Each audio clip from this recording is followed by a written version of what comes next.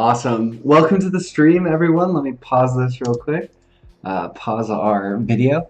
Thank you so much for stopping by oh my gosh, is it my 10th ever Burnside stream? I appreciate everyone who's coming through. Doing something new for the first time. I'm going to go back to it while I do this intro bit. Well, we don't have any camera there. But for people who are just tuning in now, welcome to the very first Burnside breakdown. This is going to be a top 8 analysis of Winter Brawl 12. I haven't done a video like this before, but I'm excited to do it. I think it's an area that our community is lacking in content, and I think it should be a lot of fun. So hopefully we can get some people in the chat and get some engagement going and talking about what we see on stream and stuff. Overall, this was a really exciting tournament. In my mind, we had such a view of Aegislash. Which is the official pronunciation. It's kind of weird, but it's Aegislash. Learned that one from someone from TPCI when I was over in Australia. But yeah, so this tournament, lots of familiar faces coming back from Frosty Faustings, some new stuff being shown off, some counter pick meta going on. So overall, really exciting. So let's just dive into it. First with Bolamar versus Twixie. This is a round 1 of top 8 winners match. We're looking at it from Bolamar's perspective. So we're going to see Decidueye versus Chandelure. So Twixie playing Chandelure this tournament and doing well with him. What's up, Kamachi? Welcome to stream, dude. And I already said hi to you, Dracon. Thank you so much for coming by, man. So we're starting off with Bolamar versus Twixie, Chandelure versus Decidueye. A lot of people saying, that this is a really good matchup for Decidueye. I agree. In stream chat, let me know too, guys, how the stream's going, if it looks okay, if we're dropping frames or anything. I saw people during stream chat talking about how this is a free matchup for Decidueye, and I don't know that I would go that far, but it's definitely a counter pick, I think, at least right now for against Chandelure. See Bolamar just starting off, playing really aggressively, opening up with that first Spirit Shackle. And getting that first field phase, which is always important against Chandelure, given the size of their meter and how strong their burst is. I think Chandelure's burst is something that's really underrated, actually. It's really impressive given the mix-ups that she has with Hex, and just her overall strong attacks. Giving her a really, really strong command counter that's not overheat is really good.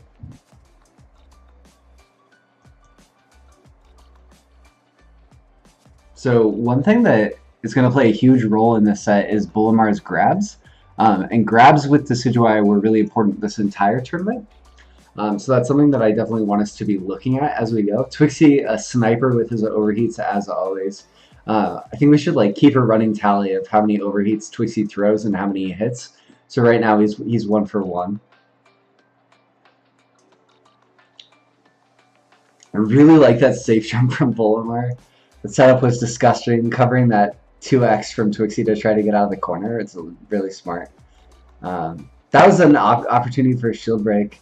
Twixie didn't want to get a shield break, and Bully wasn't willing to commit to the throw to call it out yet, so that's kind of interesting early on. Actually, I know Bolamar loves Lapras Snivy, and I think he uses it pretty well throughout the set. I think he gets more traction out of Snivy than Lapras, which is interesting seeing as Lapras just got buffed.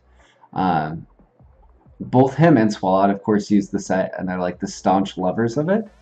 And neither of them getting a lot out of Lapras this tournament, which I'm kind of bummed to see. I think Lapras is cool. I think Bolamar, it's important that we watch his 6xx usage. Those Hunting Hawk kicks. I think he uses them better than Maverick, who actually is going to come later and outplace him. But Bully shows off a lot more tech using those in these matchups. We're not going to look at every single set, by the way. Might skip some, might fast forward through others. We'll see. Let me know if you guys have any questions. Hey, what's up, Smog? Thanks for stopping by the stream, dude, and that's totally understandable.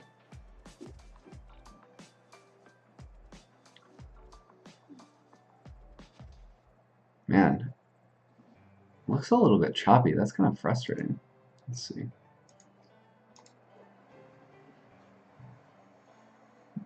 Bolamar playing really patiently at this point, which is nice to see. Just missing with that slam misspacing there. That's like something that we're going to see with these new characters as people are still trying to gain familiarity with them. Twixie's so good. Let me pause really quickly. Go back for a second. See if I can go back slowly. I want to highlight something really quick, which is that Twixie loves this setup. Oh shoot, not back far enough. But Twixie, like since the very beginning of his play, I went back a little further than I needed to. But watch this dash up grab from Twixie. This is like a point in his play that he's had since the very beginning. Like final round, he was doing this all the time, which was completely right there. That dash up, and this is like one of the scariest mix-ups Chandelure has, because either you get grabbed and you get a debuff, you can jump if you want, but you're gonna eat big damage, or you're gonna get overheated. And Twixie's been doing this mix-up since like forever, and it played a huge role in him winning final round. And it's like nice to see him still getting traction out of that. And I think he's amazing at mixing in that position. Like he doesn't have any discernible patterns there or anything like that, which is cool to see. But something you definitely have to be ready for when you're fighting against Twixie.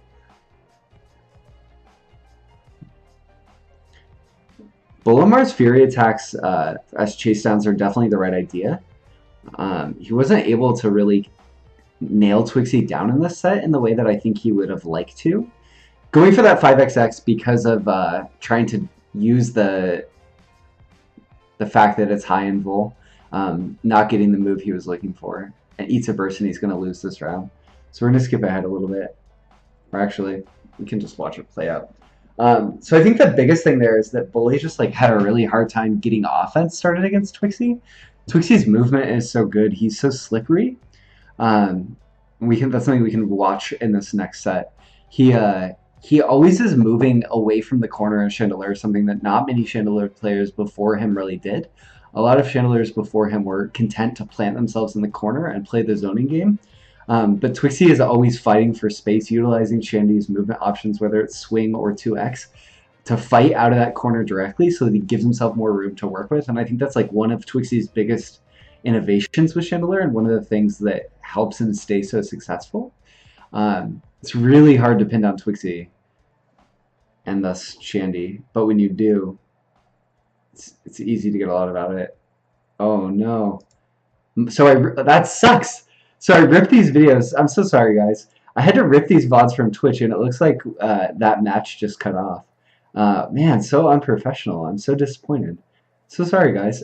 Basically, what ended up happening was Bolomar ends up losing that set off of a really risky grab at the end, which was an incredible read by Twixie. I really want to talk about that more. I can't believe that just happened. That's really unfortunate. But that's okay. We'll just skip ahead to Maverick every damn day. Hopefully that doesn't happen again throughout this. Sorry about that, guys. But so basically, okay, this set's really interesting. Every day, I'm going to pause it real quick, sorry guys, to set the stage really. So Maverick, for those of you who maybe didn't catch the tournament, one of the best Decidueye players in North America, undisputed at this point thanks to his placement in this tournament, but had previously just been doing really, really well at his local in the Bronx. He's a player that played a little bit during the Wii U era, played Libre, and then kind of dropped the game and fell off the map, and then has since picked it back up. And I think did an incredible job of, one, showing how strong Decidueye is this tourney, but also just showcasing how strong he is. His footsies are really, really developed and strong for a player who, one, hasn't been playing for that long again, and two, who's young. Maverick's like a pretty young guy, and his footsies are insane. So definitely watch for that. Every Damn Day, of course, is a Tri-State staple. Been playing for a long time. Has a Weavile, has a Darkrai, and has a Decidueye. He could have picked any of those three in this matchup, and I think he went Darkrai, and I think that was likely a mistake. I think this is definitely a counterpick matchup, or Decidueye is a counterpick to Darkrai. Maybe, Dracon, you have some thoughts about that, because I know you play Darkrai. But stuff like Spirit Shackle and his arrows are just such reliable tools to check Darkrai's options. It's tough for Darkrai to get anything started.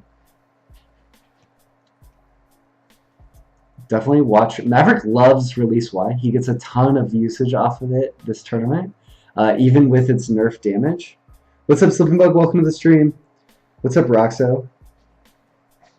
Yo, James, Speed 1. Thank you so much for the host with 29 viewers. That's so awesome, dude. I appreciate it so much.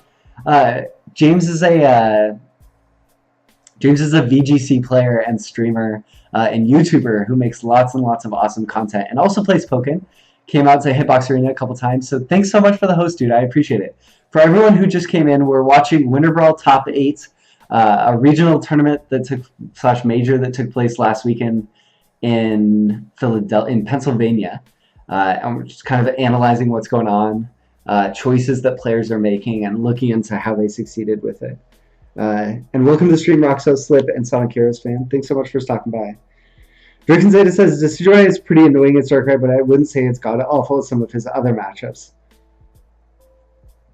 Yeah, Drill on block is not a strong option for Darkrai in any matchup, obviously. It's a pretty punishable move.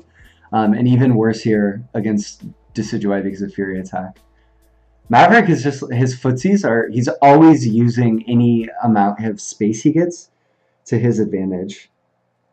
Hey, thank you so much, James. I appreciate it so much, dude.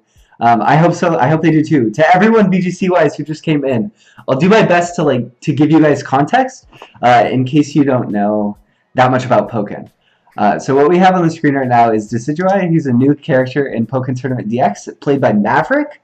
It's like one of the best players of this character in North America, versus Every Damn Day, a Darkrai player, and Weavile and Decidueye player himself, also from Tri-State. This is a hard matchup for Darkrai, probably. Tri-State doesn't know Darkrai knowledge checks, Dracon says. Yeah, I think that's definitely true. I think beyond just saying Tri-State doesn't know knowledge checks, I think North America doesn't know the new character matchups yet, to the degree that they know the other ones at least. And people definitely don't know the Aegislash matchup as well as they should yet. Though he came out a couple weeks ago, but we're going to see that later on. I'm doing my best to keep up with the chat, but we shall see.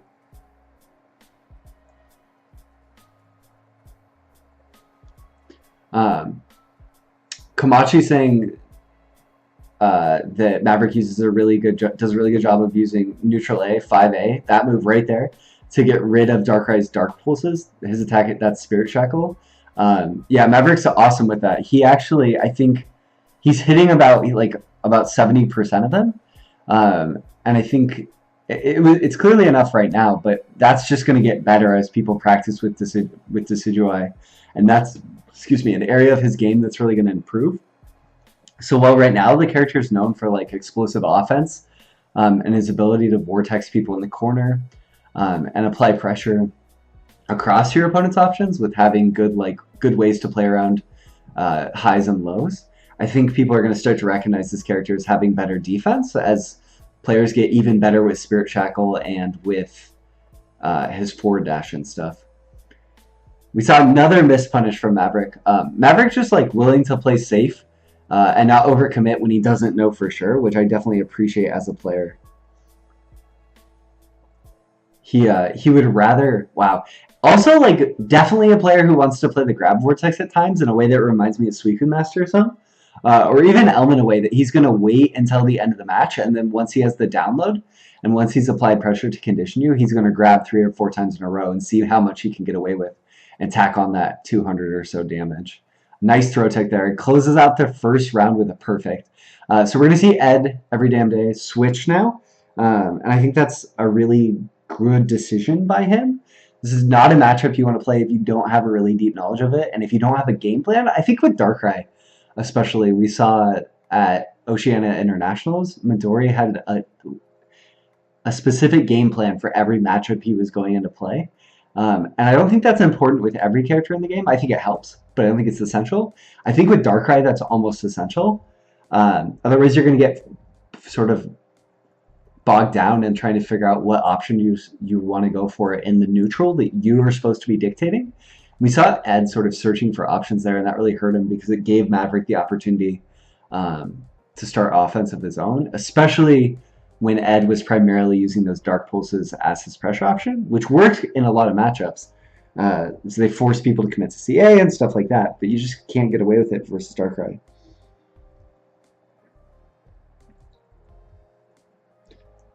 Yeah, so people in the chat sort of saying that Ed was trying to play his own game and not play against Maverick, and I think that's really true. So we see the switch here, away from Darkrai. I think Ed actually switches to Decidueye, or does he switch to Weavile? I think he switches to Weavile, actually. Yeah, so he switches to Weavile. Interestingly enough, Everydamnday known as a Weavile player, but who he's played since Wii U, but didn't win with him this tourney because played through pools primarily with Darkrai and Decidueye. Hey, what's up, SPN? Welcome to the stream. Thanks so much for stopping by, dude. Let me know if the audio levels are okay, you guys. Something that's happening here, too, is... So, right now, Everydamnday has the life lead, so he can choose whether or not he wants to go in. And Ed is definitely a Coach Steve school of Weavile, in that he wants to play the runaway game, play the Icicle Crash game when he has the life lead, unless he's going to take the corner here. I like the frog use, actually. Ed does a really good job of pressuring with it throughout this set. The Pachi was a good idea, but Ed just... It's a little too meaty and not outlasting the iframes, the invulnerable frames that you get from Pachi. But yeah, Ed playing the life lead really well there, creating offense for himself, using that fake out buff to his advantage, and sealing out the first round. So Ed looking really strong in this first round. This is why I say that Maverick really is kind of similar to Elm in a way, in that the longer he has to adjust, the stronger he gets. I think that's true of a lot of players, but I think for some people it plays into their game plan more. And maybe it's subconscious, but I think that's definitely plays a role for Maverick.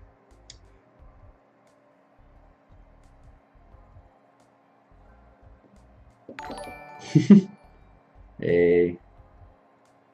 Oh, I should open up Streamlabs so I can see what's happening. There's too much to look at. But thank you so much for the follow to whomever that was. Nice hunting Hawks to get the hard knockdown. Maverick with Magikarp up, not opting to call it. Gets the backdash here. This is big. But calls Magikarp instead of punishes. So that was a big missed opportunity for Maverick when he basically overcommitted, called support on his backdash because he knew he was safe from the burst and then missed the punish. Got lucky though with those 6Xs to convert to big damage after that. So that's lucky for him.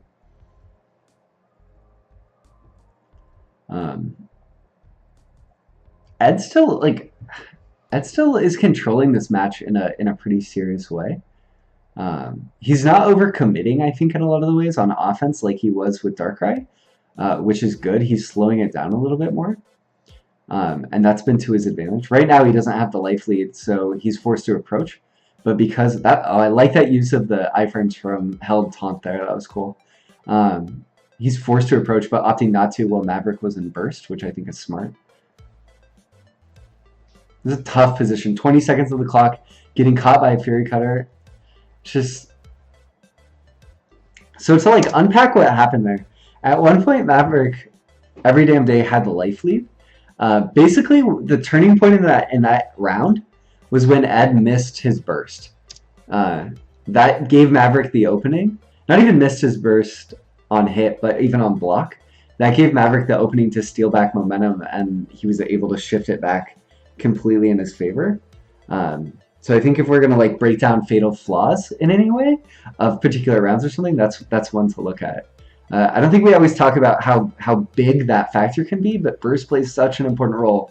Nice call out grab from Maverick again. It's just so on point with his grabs as a player, which is a silly thing to praise someone for, but it's true. Maverick also, pausing it again, nice pause on Magikarp, gets a ton of traction out of his back wise, that gust attack that comes out. So we'll look for that more this tournament too. Yeah, Espion, you're right. Ed did pick his wrong battles a lot. He had the right idea throughout most of the set, just applied at the wrong time. Maverick using that buff 4Y to stay plus on Oki, such a good way to keep your pressure going, since it's +4 now.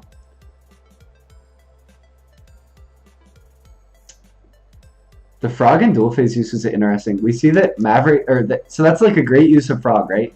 Everydamnday calls frog, gets to take half of the horizontal space, but Maverick instantly fighting his way out as we saw him get uncomfortable with the fact that Ed had pushed him so easily past half stage. So I think that's kind of like a slept-on use of Frogadier, is just using it to take space. You don't always have to hit it, but it applies so much pressure that if your opponent doesn't want to face that pressure, they're going to back up. And not working out in that case because Mav fought his way out, but pretty nice. So this would have worked. Maverick going into a 6xx there, and pre-DX patch 1.2, that would have worked and avoided that burst, but it didn't. Yeah, double. I agree. I think his idea was right, though. This is... The Magikarp buff right here just wins Maverick this round. 100%. Like, every damn day can't catch him because of the speed debuff and Maverick's walk speed, which is hilarious. At least approaching the way he wanted to. Buys Maverick the time, gets in a burst, gets that extra synergy, and he's just going to be able to completely time out. Like, Magikarp is so ridiculous. So now Mav finds his spot, closes it out. He was going to win anyway. But basically, like, let's go back really quickly and then we'll skip ahead to see where this Magikarp hits. So, once again, okay, so Every Damn Day is right now 37 seconds left in the match. Every Damn Day is doing everything he should. Gets the hit he needs. 36 seconds on the clock. Maverick has Magikarp up. This is a life lead that Every Damn Day could definitely make up. 100%. Maverick straight into Carp. 30 seconds on the clock. Gets hit, and that's the end. That's what closes it out right there. That's all it took. And now 30 seconds are done because of this debuff. That's insane. That's like ridiculous value. Granted, Ed could have played that differently. Ed gave Maverick more space than he needed to. He approached in ways he didn't necessarily have to. But that's huge. That's all off one Magikarp hit. That's why when people say Magikarp is broken in this meta, they're not fully stretching. And that's Weavile. That's one of the fastest characters in the game. So, just by comparison, the Magikarp gives a 15-second speed debuff now. That's as much as a Molga if you're connecting all of it. And Carp coming up every 20 seconds. This is like ridiculous. You can apply the speed debuff and then have Magikarp up 5 seconds after the debuff goes off, assuming you work it out perfectly. It's just a lot of value. It's 15. Yeah, it's 15. It's the exact same as a Molga. Really, really, really strong. Yo, what's up, Maverick? Welcome to the stream, dude. Thanks for stopping through. So Maverick looking really strong there. Doing everything he needed to do to dictate the pace of the match on not only offense, but on defense. So I think one thing about Maverick that I really admire as a player is he, even when he's playing defense, he's controlling the pace of the match without even pushing buttons because of the way he's moving. He's never conceding more space than he needs to. And he's using Decidueye's walk speed, forward and backwards, to his advantage to control that space without having to throw out unsafe buttons. And goes to release Y to keep his opponents awake and active. And uses it a lot, but doesn't use it in a way that his opponents could consistently punish this tournament. And I think that played a huge role. It didn't necessarily like win him a lot of games based on damage alone, because the damage has been nerfed, but he uses it to control tempo in the way that it's like a slow burn. So much so that like when players were playing against Maverick, it's like, why did I lose? You know, all of a sudden there's 10 seconds left on the clock and you're like, crap, what happened? And I think that's the secret sauce of Maverick's play, is he's not forcing things and he's slowly chipping away at people, so that he doesn't set off any alarms in their head to force them to speed up. And that's a really interesting way to wage that psychological war. I'm actually going to skip this next match. Decidueye is kind of like dancing. So I'm actually going to speed this up. Or skip this match because, I mean, what do you got? I don't know. Bim and Kino... Bim didn't necessarily take this set most seriously. And Kino has a really good set later on, and I want to be able to dig into the later stuff a little bit more. And I don't want to say Bim didn't take it seriously. I don't know. Bim's such an interesting guy. Like, I was really excited to see... Here, I'm going to pause it and give my thoughts. I'm not going to review the set. I was really excited to see Bim playing Pokken at Winter Brawl. Really excited to see Kino as always. Florida looking strong. I'm really sad these players were seeded to play outside anything before Grand Finals. They're the only two Florida reps, and they shouldn't have played until Grand Finals, and it sucks that they had to play right here in winners' quarters? Or losers? No, this must have been losers' quarters. Excuse me, and it sucks. So I'm going to skip this one, and we'll see more from Kino later. He ends up taking the set over Bim. Oh, nice. So coming up, we have a Decidueye Ditto, which is really exciting. It's a really interesting set. They played because they both lost, I think. That makes sense, Slip. That does make sense. That's a good point. Could you not have avoided it to that point? You couldn't have avoided it even later in the bracket, though? I feel like you could have had it even later. But maybe that's true. I should be a little bit more relenting. That's fair. Thank you for keeping me honest, Slip. So Slip in the chat saying that the reason they played when they did was because they both were losers, which makes sense. Coming up, we have Bolamar, one of the other best Decidueyes in North America. The innovator of so much of Decidueye's tech. What? What's on the stream takes Will Art? I don't know why you're going to leave. That was a good set. So right now we have Maverick's perspective. So Maverick the blue, he's the player we just saw playing against every damn day versus Bolamar. We're definitely going to see more release-wise from Maverick. Oh, we gotta look at that. So that's a really good use of 8Y from Bolamar. I don't know why I'm not able to skip just brief bits with the forward and back button. But once we get this shift, so watch Bolamar's use of 8Y in reaction to 66X to beat out the high. Really smart stuff. Maverick's chase downs with Fury Attack, that forward advancing move, are so good this set. So definitely be looking for that throughout. We see that back Y Maverick likes to go to. Get that frame advantage as an Oki. See how your opponent reacts. Maverick always looking for data.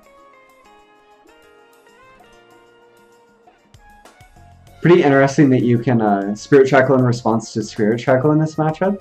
It's going to create like kind of a paralytic neutral, potentially. Bolamar's had the corner of this entire round so far, and the product of that is showing in his life lead. Yeah, I thought so, Double, but it's not working for some reason. I don't know why. I'm on VLC. Sounds good. See you soon, Double. Bully into Lapras again. So not getting the traction out of it that he wanted. I like that mix-up, but missed space a little bit. His acrobatics is a little bit less generous with spacing and field phase, I found. Oh, I love that Rising JY, Sword Stance X combo. That is so cool. So nice acrobatics. Maverick reacting to the acrobatics, but with the wrong button with Frenzy Plant and paying for it. Slip, I want to talk about what you just said in a second here.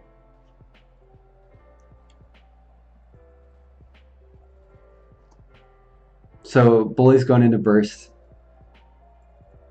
Gets the chip. Bolamar's going to play the life lead here. But overcommits and gets punished. It's 36 seconds on the clock, and with that big of a life lead, you don't have to force offense. And I think Bully just wanted to close it out. Okay, people talking about supports in the chat. We're gonna wait until this round's over, and then I'll pause and we can talk about supports for a minute. That was a great reaction from Maverick. Maverick's reactions were on point this whole tournament. Getting caught unnecessarily there, but hey, it's a forced error, not an unforced one, so that's fine.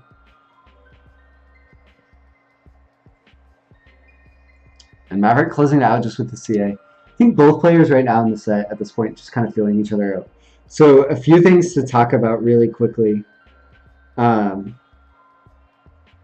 So talking about supports, people in the chat arguing whether or not Bolamar's support choice is holding him back. I think that there are probably So comfort plays a huge factor in Pokken. That's not a reason to not in any game, right? Like being comfortable with something is going to help you. And Bolomar is a huge believer in a support set.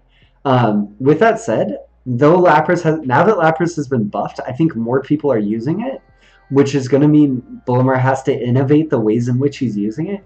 He's been using it a long time, and more people are using it, which is going to make the surprise factor that he used to have off of it a little bit less like overwhelming in a tournament setting. For the past like year and a half, 2 years, really, he's been him and Thanks a Lot have pretty much been the only people using those in tourney, and I think that's a huge advantage. That the buffs actually are going to neutralize some, so we'll see how that plays out. I don't know if I agree that it's holding him back, but I think this tournament specifically, at least in top 8, he had a pretty low hit percent with Lapras, and I think that's something for him to look at and reflect on, and think about why, and think if there's ways he could be using it more effectively. With that said, I think Bolomar uses Snivy really, really well, and converts off of it, and I know he likes to run standard, so it's just kind of part and parcel with how he is. Yeah, he's a support specialist, or for sure, or loyalist. So we'll go back into it. Maverick, though, getting lots of value off Magikarp throughout all of this. This actually, I should note, the second time these players played, they played earlier in the set, or in the tournament, and Bolomar actually sent Maverick to losers, just to set the stage for people a little bit.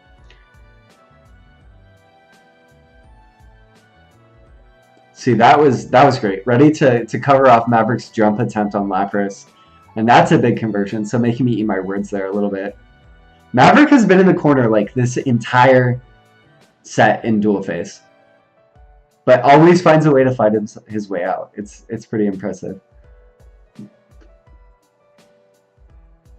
Bolomar whiffing that aerial Y as a bait, which was super smart. Not getting as big of a punish as he could, but it happens. It's a weird situation.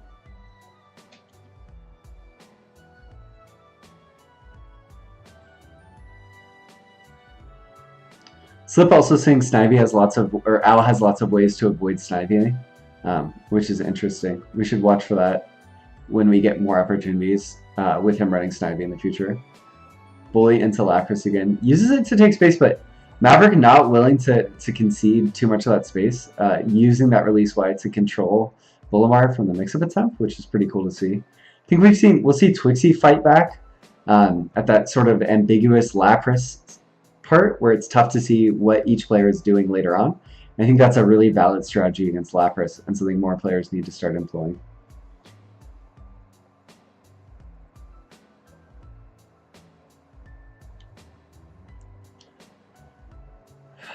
Maverick getting a lot of traction off CA in that set, which I think is a sign of just how aggressive both players are being, especially up close. That they like definitely keeping the tempo up and playing way more aggressively than we've seen in the sets we've looked at before. Fish's friend, yeah, the King of Koi is definitely a good one to have in your corner.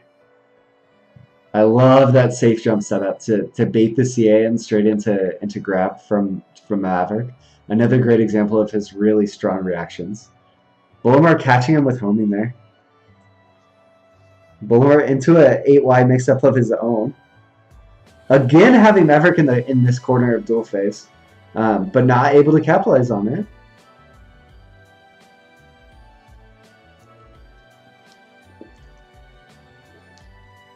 Like, how many dual phases in a row have we seen this where Maverick has his back to the wall in dual phase and fights his way out for good damage? Getting caught that time. This is big damage and nice for Bolomar. This is really what he needed to like turn things around. Latios. Another nice throw tech from Maverick. Maverick's been like on fire with these throw techs. Gets the grab in a pressure situation. So strong. And that's what I mean too about Maverick doing a really good job of knowing his spots for grabs. Usually they're coming at the end of rounds and at the end of sets, but not always. And I think that's pretty key to his wins throughout this top 8. Yet again with his back to the wall in dual phase and fighting his way out, in part thanks to Magikarp here. Completely side swaps. It's one thing I love about this matchup is how dynamic it is. Like even if you don't, both players have such good movement that you can fight your way out of the corner so easily that it's not as damaging to be in that spot as it is in some matchups.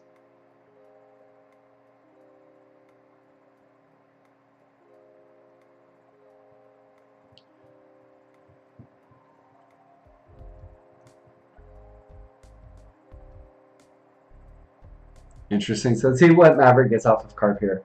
Not much because Bullimar. Yeah, wait. Let's look at that. That was pretty important. So Bullimar's sitting on Burst here. Maverick just got Magikarp up and is going to call it. Bullimar pretty much giving Maverick room to call it. Bullimar into Burst, which gets rid of the Magikarp.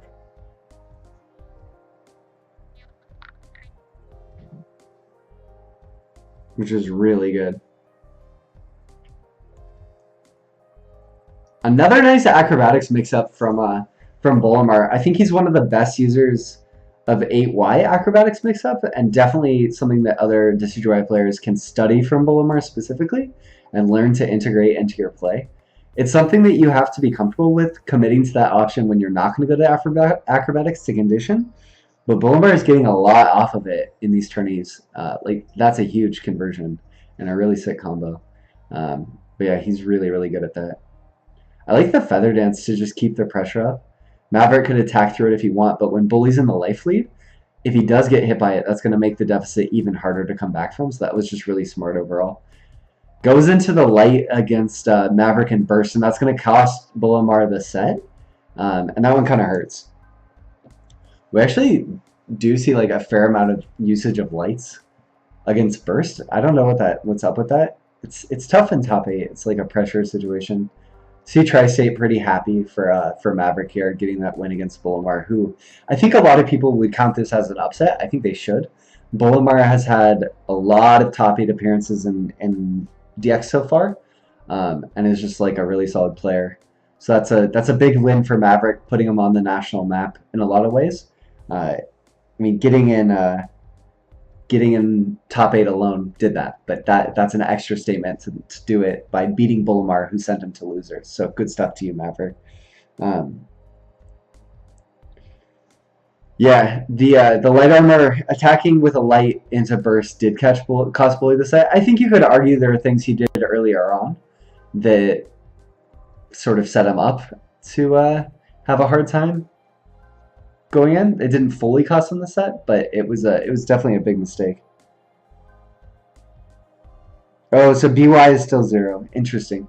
That's the back Y in field phase gust or whatever we're gonna call it. Sweet. So coming up next, oh, this is a really good set actually. We have Kino and Soul Guitarist.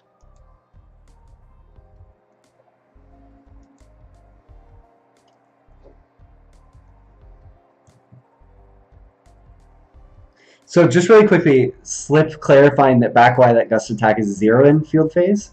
On block, not actually +4 like 4Y is. So that's good to know. But yeah, so Pikachu Shandy. This is not a matchup I actually know a lot about. It's not one I've seen a ton. It's going to be some things to reflect on as we sort of watch this and to think about going in. Let's look at how Kino's clock management, time management, and what he chooses to do when faced with pressure in the mid-range, and how that plays into what will ultimately happen. Also of note is we're going to watch Soul Guitarist Reshiram usage.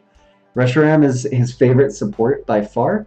He almost always picks it. I can't remember a time where he didn't pick Resh in the last like 2 years, year and a half. He uses it really well and really specifically in a way that helps Chandelure.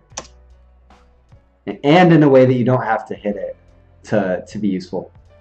And I think it plays a huge role. Kino clearly like not as comfortable in this matchup as some of his others. We see that sidestep in field phase and getting caught. Just a little bit of matchup and familiarity coming out and costing Kino this first field phase. Kino content to sit full screen here, kind of wait, tickle with those neutral Ys, and does find his way in early on. So good stuff to Kino for doing so. I really like that Kino's running a Mulga here. Really common support counter pick, classic against Chandelure. And Kino does get good use of it throughout the set to open up Soul Guitarist. Kino with the right idea with that JX, but just going a little bit too low and getting counterpierced by the Smog, which is really unfortunate. Soul taking the corner here, but backing off and relenting. Wants to be at full screen. Give him room to play his zoning game a little bit more. A little bit of a contrast to Twixie. But we do see Soul like willing to commit to these forward dashes to force Kino to stay on his toes and converting into a Hex because of it. Another trade situation, but again going to get Kino in, showing off why that's so good. But here we go, Soul Guitarist into Resh. Kino overcommitting, going to the air, giving the pushback to full screen, and Soul's going to win off a timeout. Just a really smart use of Reshiram as a win condition specifically. I think that's something that Soul Guitarist uses it really effectively as, is he'll get you down to 20 seconds with the life lead and then uses Resh basically as a win condition. Kino winning that first field phase again. Good stuff to him. That Emolga was a waste of resources. When you're using it in this matchup, you want to use it on reaction to something you know you're going to either punish or trade with. Kino knows that. Sometimes you just let it fly. Want to keep the pressure up, but probably a waste. This is beautiful big damage combo from Kino. Finds the JY opening, which is so damaging from Pika.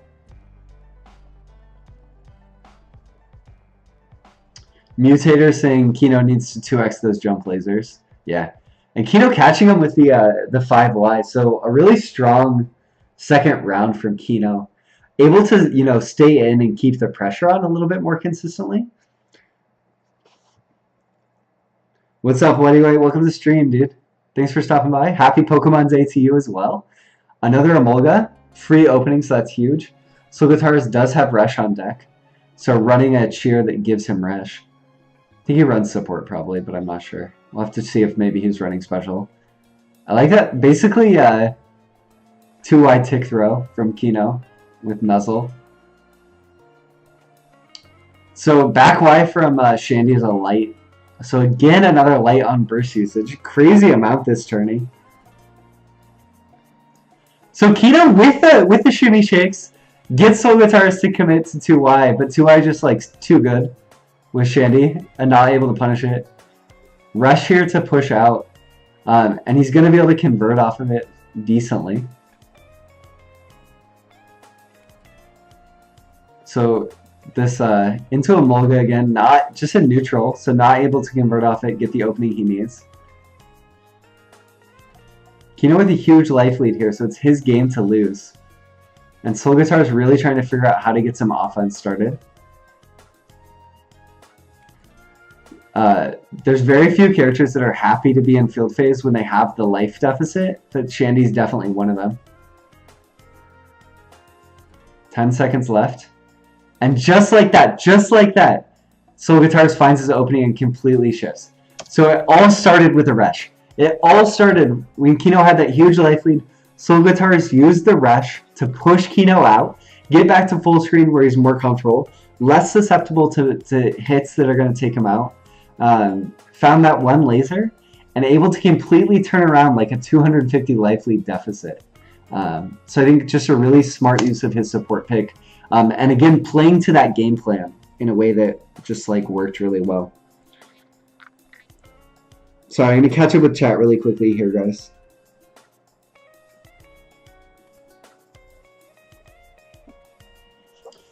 So much spaghetti, but also like some Mutator. Also, welcome to the stream, Mutator.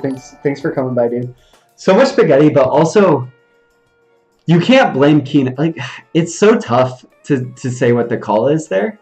In so many matchups, when you have the life lead, you're content to sit full screen and force your opponent to approach, except versus Shandy probably, and just getting tagged. So like Shandy forces you to play against your instincts so consistently. It's tough. That's why you have to think about so much of Pokken is situation based. So I'll tell people, like I love practicing Pokken when I'm at work or when I'm showering or things like that, and it's so true that you can practice this game wherever because you can think through situations you might find yourself in and think about how you should act in those situations, which is going to take a mental load away from you going into this match.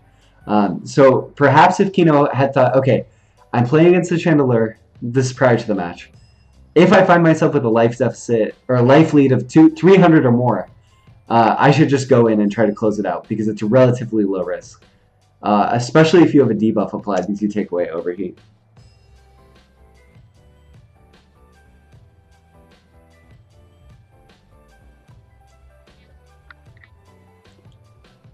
So Solgatar's going up 0-1.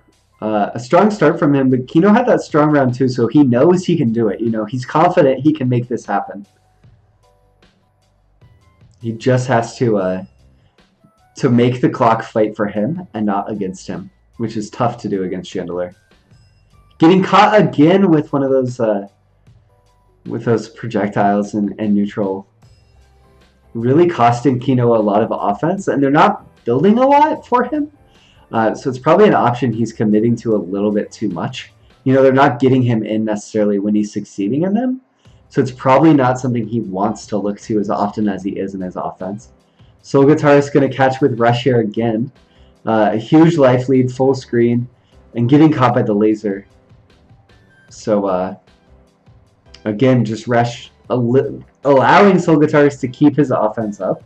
And that's the third or fourth really strong use of Rush, leading to him to being able to close out the round.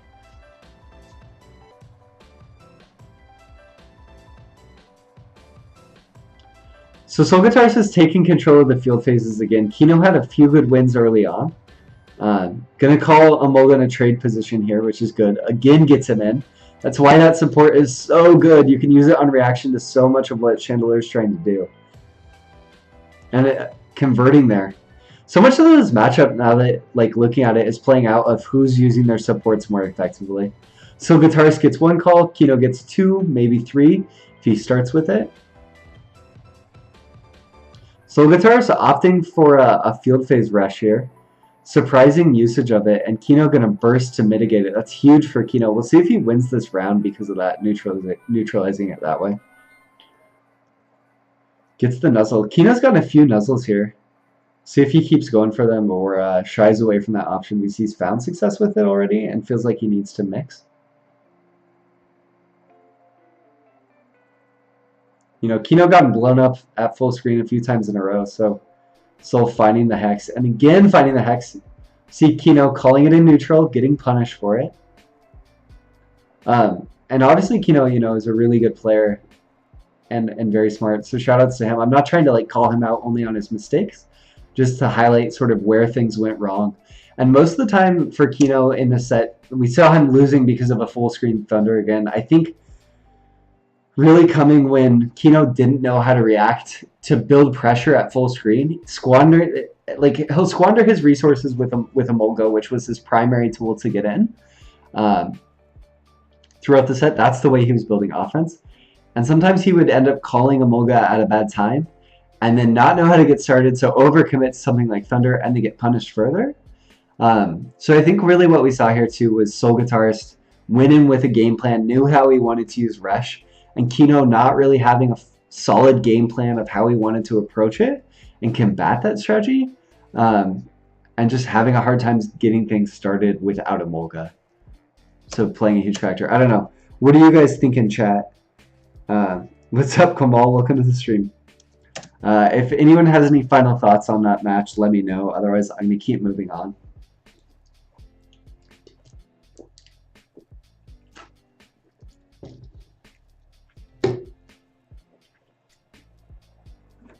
Maybe skip ahead here.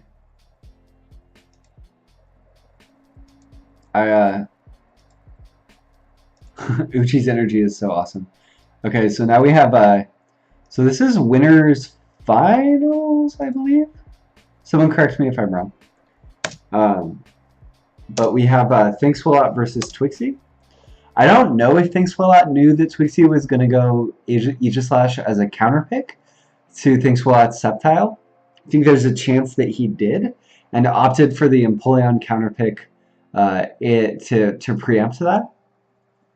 Or he just was comfortable with Empoleon against the Chandelier anyway and wanted to see how it would go. Thinkswillat had some wins with Empoleon early on too, so he's probably just feeling comfortable with it. And Twixie, this is the the stream premiere of Aegis Slash in the world. So this is the first time on a major stream we'd seen Aegis Slash played by a player. I'll sort of talk about my thoughts with Aegis Slash throughout the tournament.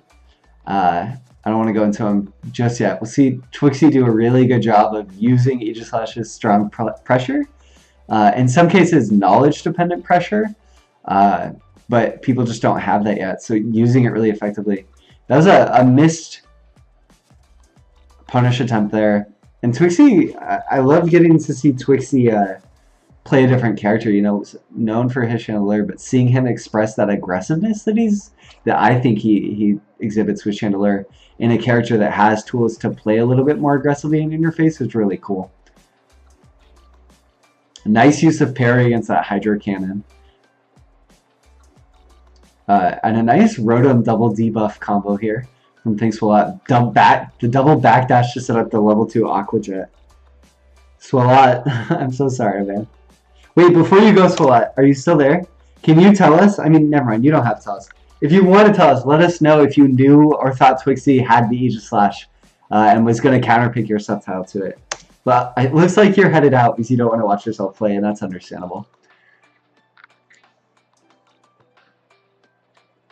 Swalot doing a good job of rushing down Twixie at this point, which I think is the right call, especially against Aegis Slash. You just don't want to give them time to set up, as them being enhanced / sharp is just so strong. So it's key to like lock them down and not let them get that up at sort of like any cost necessary. Though when you try to do that, then you know obviously they have the tools to play around it and parry, and that's what makes Aegis Slash so strong in King Shield. This is a smart jump. Eating Ninetales there is definitely this smaller pill to swallow. So good stuff to swallow out for the awareness there that was likely coming. Man, full screen against Aegis Slash is just like not somewhere you want to be, even for Empoleon. So we're going to see this with Thanks a Lot in both this set and his set with Sceptile. So much of the way that Thanks a Lot likes to play Empoleon, and that people play Empoleon, it's just like the way you play this character in neutral in most matchups is you start your pressure full screen where you can threaten with JY, Ice Beam, and Aqua Jet, and a Sceptile versus Aegis Slash. You know, Sceptile in field phase is all about setting up Razor Leaf, setting up traps to apply pressure. But Aegis Slash just has so many tools to combat that at full screen that, like, doing that, being full screen, and trying to start your offense against Aegis Slash seems like a losing proposition. And I think that's what is going to cost Thanks a Lot this tournament. At least in the way it played out, right? That's what made him have a hard time going forward, taking out Twixie's Aegis Slash. Is trying to play neutral against this character in the way that you would against other characters. And again, no fault to Thanks a Lot or anyone. I'm not trying to rag on them for the decision making, just reflecting on what happened. These guys are incredible players, and you can't blame them for teaching us these lessons, right? That's fundamentally what's happening. So we see the switch to Sceptile here after a loss with Empoleon, which I think is smart. You know, Thanks a Lot is probably, I think, the best Sceptile in the world at this point. So it's cool. I like to see him making the switch. Playing aggressive there, that's big. Wins that first field phase because of an aggressive. Goes up, uses Leaf Blade. Not a ton that Aegis Slash can do to shift at Leaf Blade range if he's not already in shield form, notably. Twixie already sharp, already getting a big damage grab, and getting his pressure going. Using his shift as an opportunity to shift again, which is getting him on his way to building those stacks of sharp.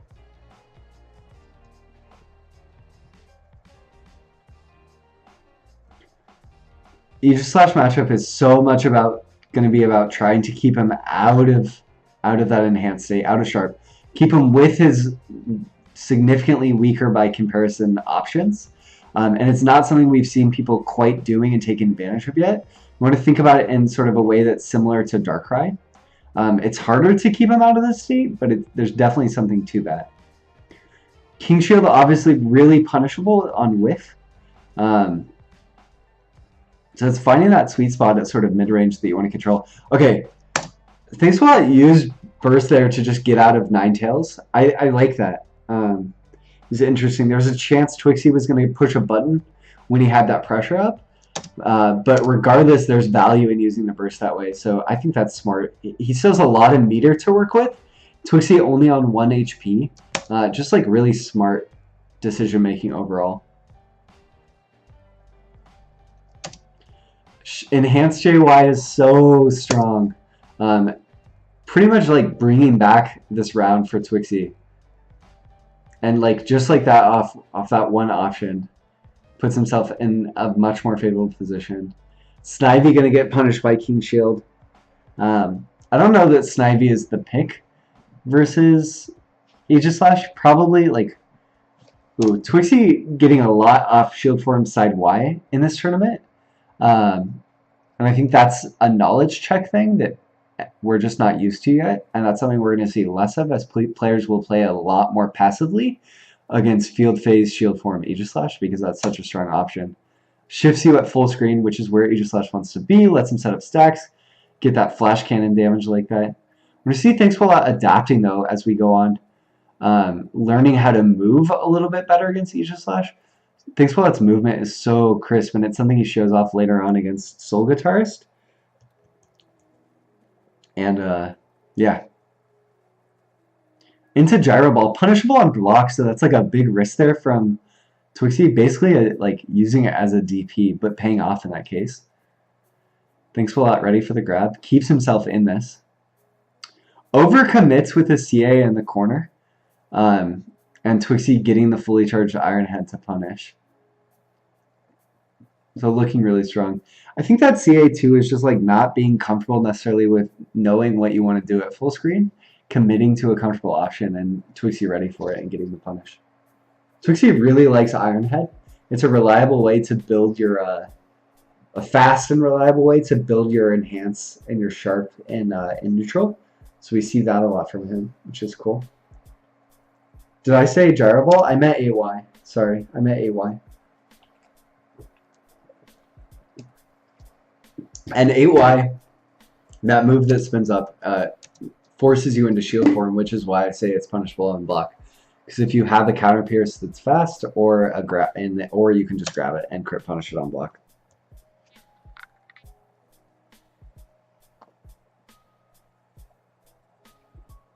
Yeah, if you have missed up, you can make a lot of these moves that transform you into shield safe, which is why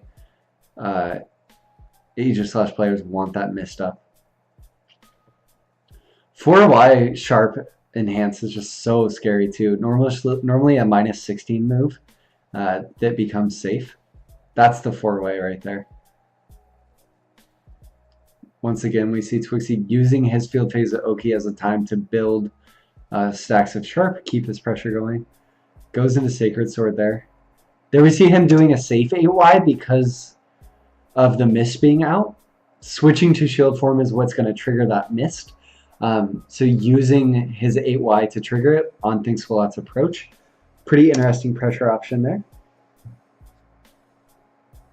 And this is just like, unless you have a support that's going to absorb projectiles and strike back like Litten or something like that, that's just free. You just have to take that. If they're sharp, that's going to pierce.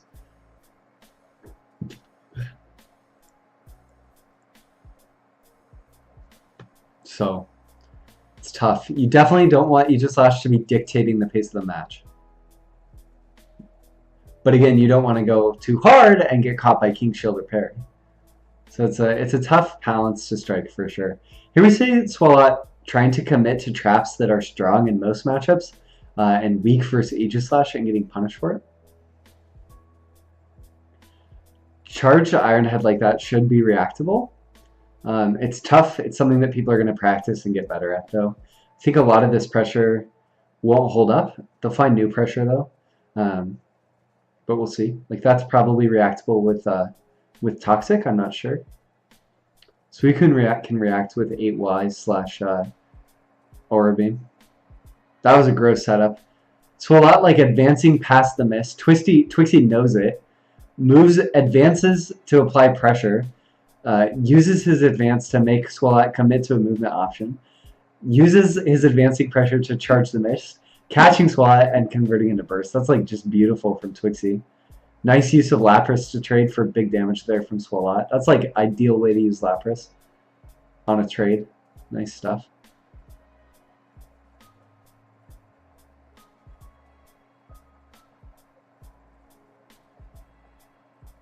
Again, Twixie using that fully charged Iron Head and able to convert off it in a huge way and takes the game off of it. I don't know. What do you guys think of the Iron Head, especially charged Iron Head? Have you found you can react to that move? Have you found it's a little bit tough? What do you guys think? I'm not convinced that that's going to be a staple of Aegislash's offense in the way that it looks like here. I think it's definitely good, but I think players are going to find ways to space and play around it a little bit more, but we'll see.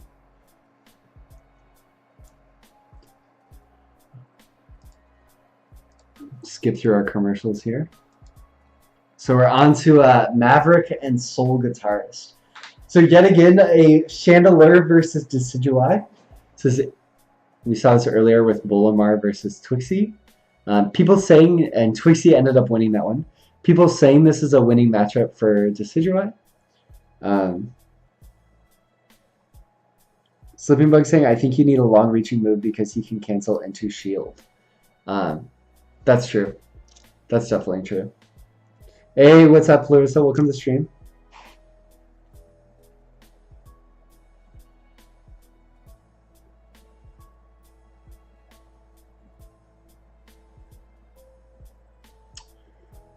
Soul Guitar. Oh, such a good use of Spirit Shackle there.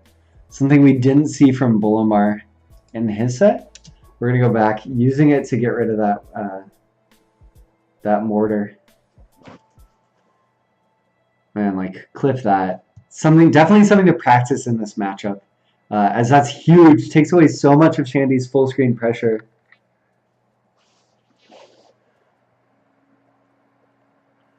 I like that Maverick's running a Mulga here.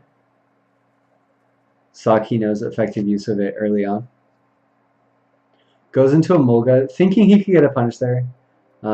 That's just like matchup unfamiliarity, probably getting used to things, playing to learn, which is smart. Soul Guitars. Okay, so really quickly, one big difference between the way Maverick and Bullimar approach it. They each do things against Shandy really well, and he interestingly do different things pretty well. I think one thing that Maverick has a harder time dealing with in this set compared to Bullimar is dealing with Chandelure's 2Y. I think that one move really stops Maverick from applying his offense in a way he wants to, and is something that he can look to patch up in his future matches against Shandy. That'll give him a huge advantage. Decidueye has a lot more options than some characters to play around 2Y, which is nice. Like 6XX alone is really good against it. But hey, what can you do? It's early on, learning matchups.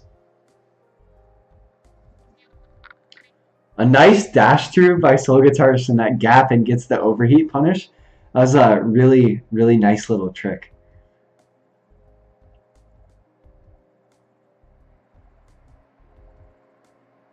Sitting on the debuffs from overheat now. Maverick again having just a hard time getting in and starting offense, and when he does, Soul Guitarist has been consistently ready for his options.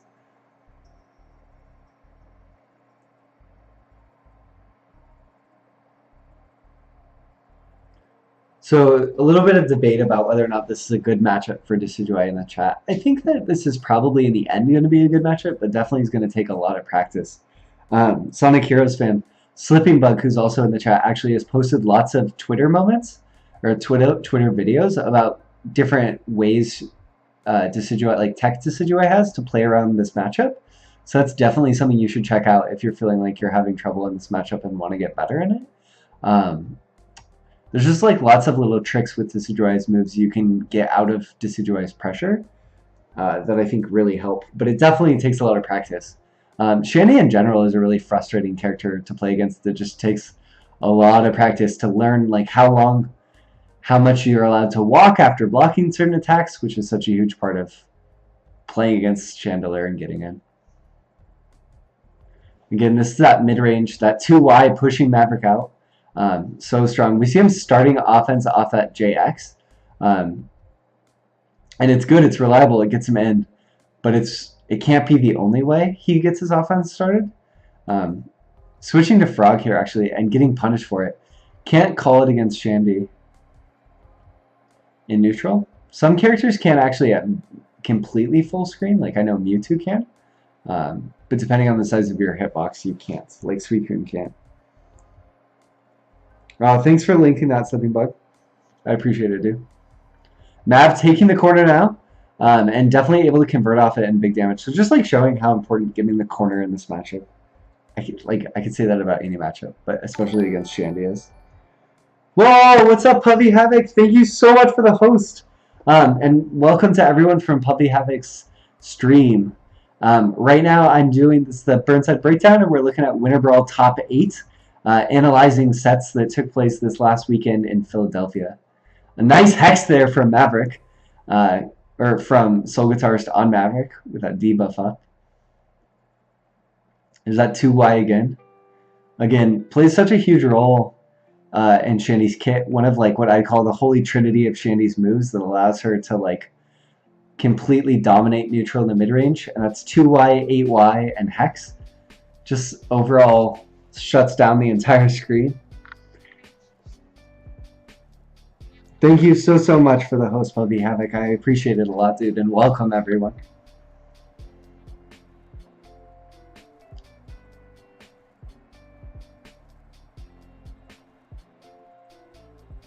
Nice Spirit Shackle there from Maverick, but getting called out for it.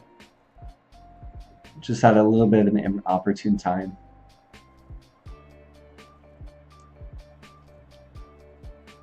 Again, Maverick, when he's getting in the air, which is good that he's able to do that. But when that's his only way in, when he's not able to find a way in on the ground, it's just tough because Soul Guitarist doesn't have to mix up as much, really. And I think that really played a huge role in Soul Guitarist's offense here. Another like beautiful acrobatics, really good catch with that, and a nice mix-up. Testing Soul Guitarist's reactions, and he just wasn't ready. Really catching Maverick up too. Again, we see that grab. Maverick liking to test to see if people are ready for their attacks. Soul Guitarist ready for it this time. We see that Resh that played such a vital role against Kino earlier. Gonna push Maverick out. Again, using it. Soul Guitarist opts to save Resh for the end of rounds as a win condition. It's not gonna be that here, necessarily, because Maverick still has burst up. And a really brave grab in getting it.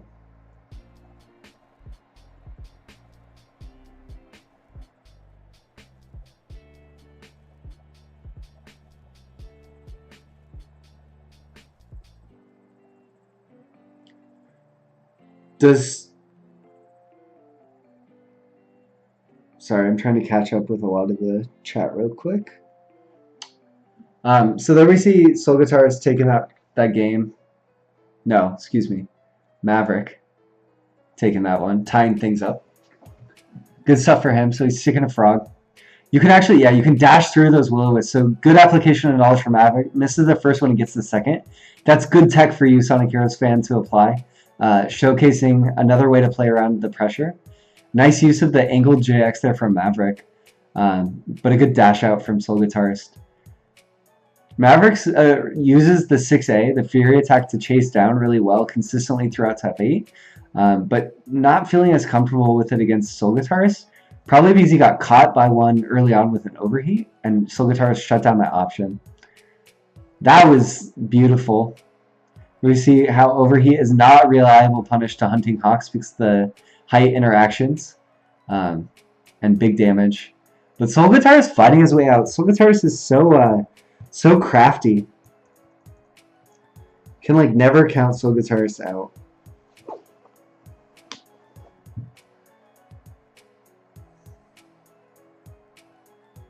Man, analysis is like even more exhausting than commentary in some ways. Or I'm just less practiced. Another Frogadier call in a time where it's punishable by Hex. So just a bummer, sort of overall.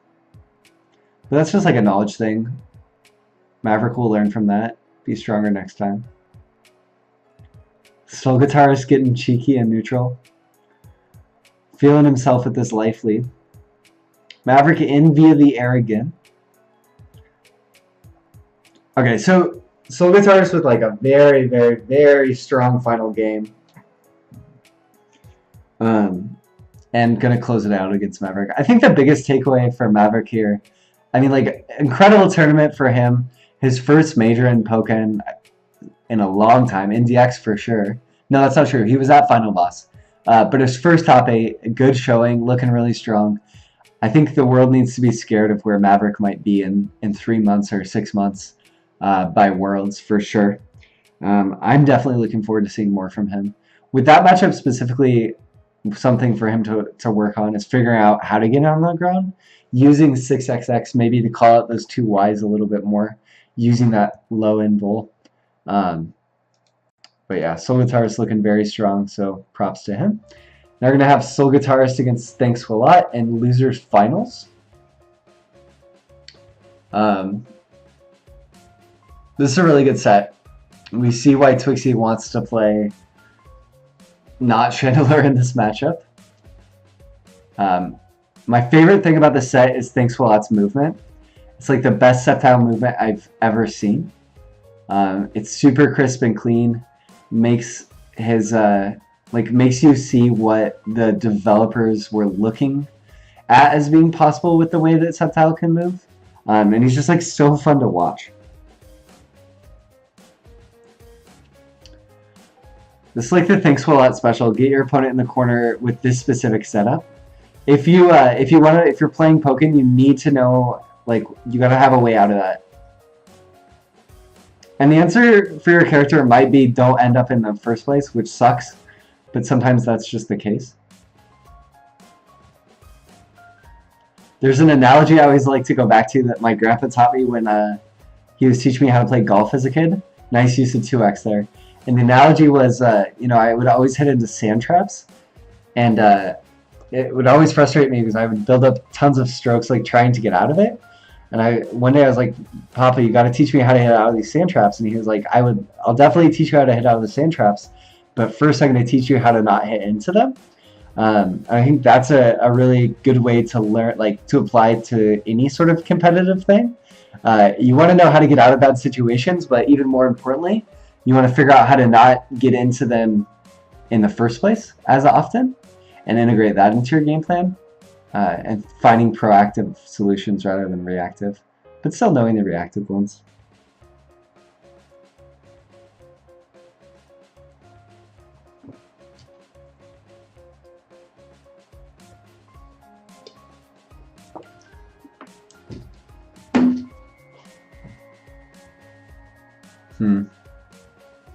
Swat able to use his traps in this matchup more. Ooh, getting pierced a little bit late on that reaction. That definitely would have worked had he reacted a little bit faster, and eating a big punish for it. I like that use of Detect to close space and get in, but it gets kind of trapped in the air and caught by the back Y from Shandy, so that sucks overall. Well, so Sonic Heroes, the best way, it's basically like, it's analyzing what's putting you into compromising positions and then trying not to make those same mistakes as often, rather than knowing how to deal with getting out of bad spots once you get put into mistakes. So it's figuring out where, it's just like figuring out where you can more effectively put your work. Like, I think it's better to spend your time figuring out how to shore up your neutral, rather than learning lots and lots of specific ways to get out of bad situations, so that you find yourself in them less often. But you want to know both. I don't know. I guess it's like the difference too between like working your way up to being like mid-level or low of high level versus being top of high or a top player. I don't know.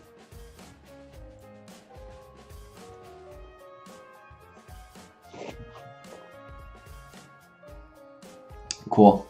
So we see Swalot sticking with Snivy. No surprise there. Like Bullimar, he's a loyalist to it.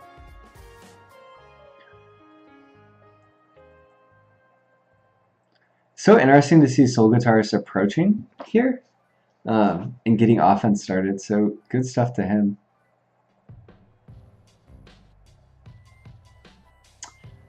Swalot does so much with able to start so much pressure off these JYs in a way that a lot of other characters have issues with Shandy mid-screen. Whereas Sceptile, because of that, like having the best jump in the game and such a long-reaching JY, can shut down a lot of Shandy's mid-range pressure. Swalot does an excellent job of that.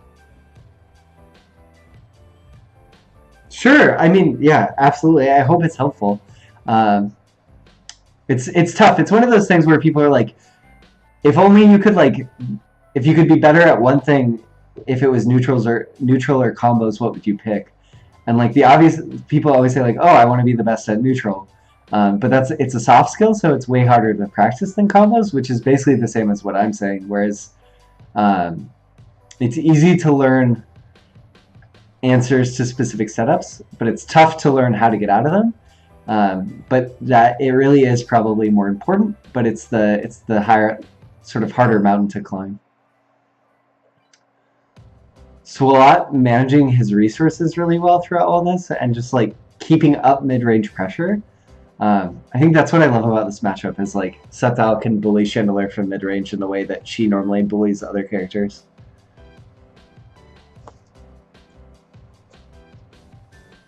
And Swalot closes out that game too, because this is losers finals. It is a 3 out of 5.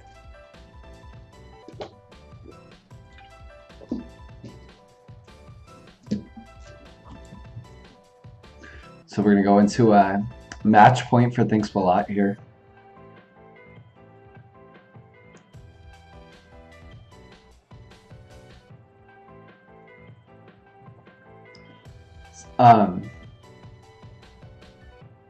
Let's see.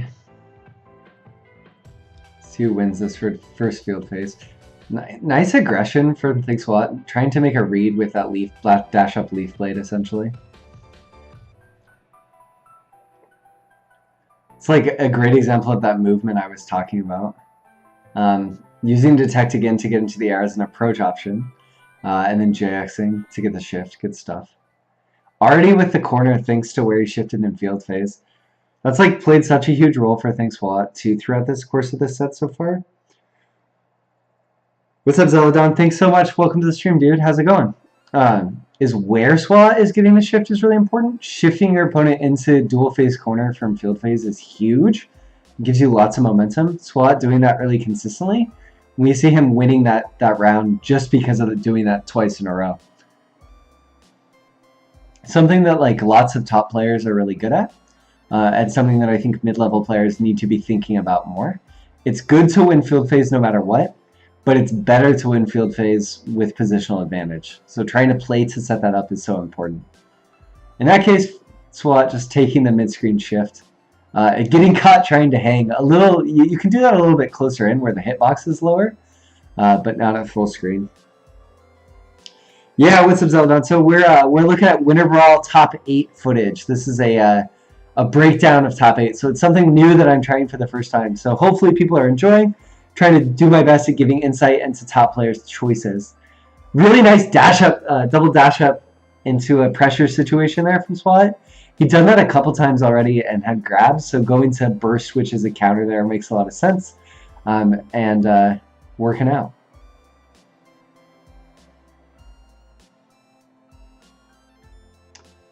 Not getting caught by that laser into Dragon Breath just to apply some chip pressure. JY again, so strong, shutting down Shandy's offense at mid-range. Slow Guitarist has that rush up that's played such a vital role in other matchups. Plays an important role here too, but just not quite as much. It's not doing as much as when he played Kino. And it's partially just because Swalot has full screen answers that Kino couldn't find. Starting offense with Lapras and stuff like that. So yeah, really quickly, to juxtapose, for people who've been watching since Kino's match versus Soul Guitarist, the biggest difference, I think, between Kino and Soul Guitarist, or between the way Kino approached the matchup and the way Thanks Swalot does, is Thanks Swalot has reliable ways to start offense at full screen and mid-range that both Kino and Maverick struggled with. So Thanks Swalot has a game plan for finding offense in the mid-range that's looking to JY, when Shandy commits to something in the mid range, whether it's, you know, 2Y or charging laser or something, or a Will-O-Wisp even, and at full screen has that Lapras on deck to force his way in. Really interesting stuff. I'm really glad this is enjoyable, guys, and helpful. It's my first time doing it, so after the stream, I'd love to hear any and all feedback, as I know this is something that I can get better at. It's definitely a different sort of skill, and I'm doing my best to make it fun and enjoyable. So here we have Twixie versus Thanks a Lot. Says losers finals at the top, but the overlay just hasn't been updated yet, as this is grand finals of Winter Brawl. This would be the first win for Thanks a Lot at a major ever. He's top 8'd almost every single event he's been to since CEO 2017 last year. So on a pretty incredible run as a player in the top 5 of North America right now. More bow ties? Nice, Jim. And so Thanks a Lot on a complete roll.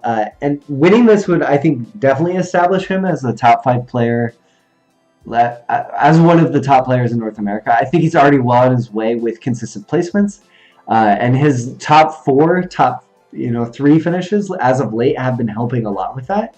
But he really wants the win here.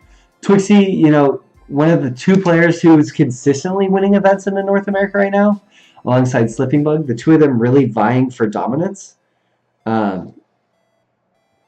over that top spot. So wanting this win, hasn't had a big win in a while. We see an interesting character choice here in Thanks a Lot going for the Chandelier.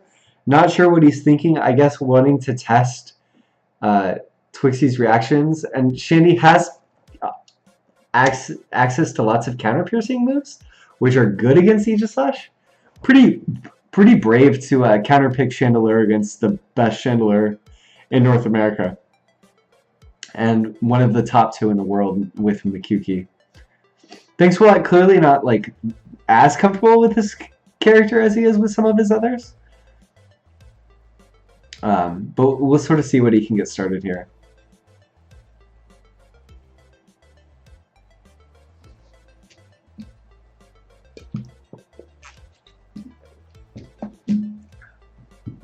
I mean, there's not a ton to sort of say and analyze here. I think this is just like Twixie doing a really good job of getting Aegislash pressure started and then rushing Shandy down, because Shandy doesn't have a lot of good get-off-me options in her face, directly in her face, that are fast enough to deal with this pressure, and not any that Swalot, has ready and on deck. Going to CA because it's universal and it's good with Sceptile, making it work. Getting the Smog up, but Twixie's just all around ready for this. Using that shift to call Shadow Sneak Oki, get Sharp, and then go back where he can apply pressure after the Shadow Sneak. I like that string there.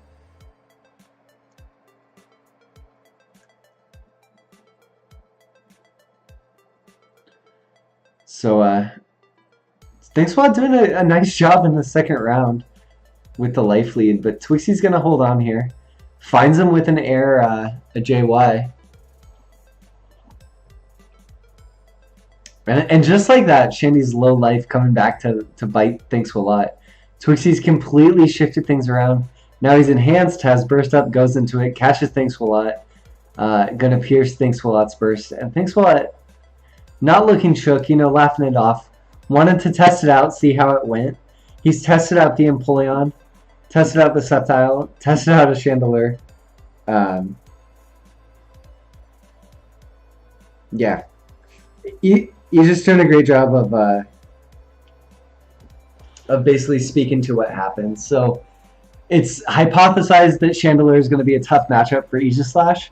But, and Thanks a Lot's been playing some Shandy lately, but not able to get as much started there as he wants.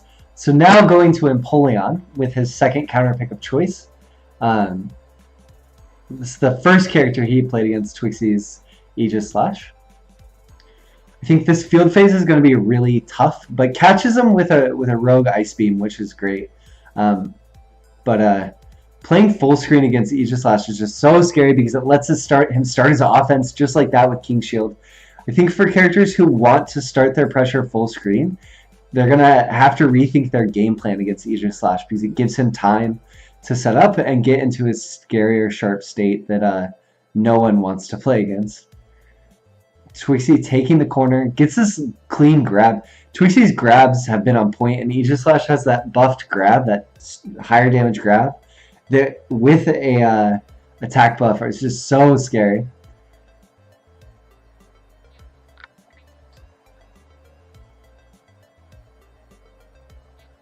People need to never respect flash cannon ever. I think they think you can aim it, but you can't. Like, you think that they think you can aim it up, Mutator? Will you say more what you mean about it? I definitely agree that people don't need to be respecting that move. Oh, in field phase, yeah, 100%.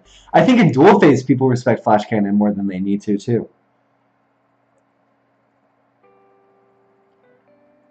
Gets the shift setting up that Sacred Sword. Nice stuff. Another grab mix-up, but Swallow burst to get out of it.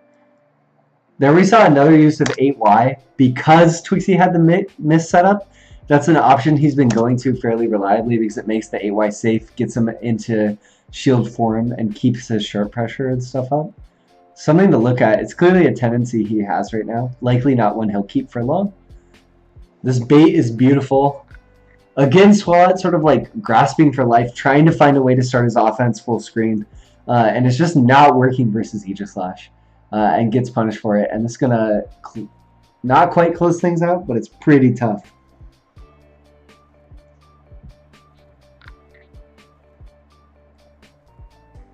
Yeah, so gonna get blown up. Twixie taking around 2. And now we're going to see Swallow switch to the Sceptile, switch to the character he's most comfortable with. I'm personally kind of surprised he didn't go to the Sceptile in Grands straight away. He'd had success with it in Winners Finals. But I guess just wanting to test out these other options still. Twixie could jamming away on his music. Looking happy with being up 2-0 with Aegis Slash.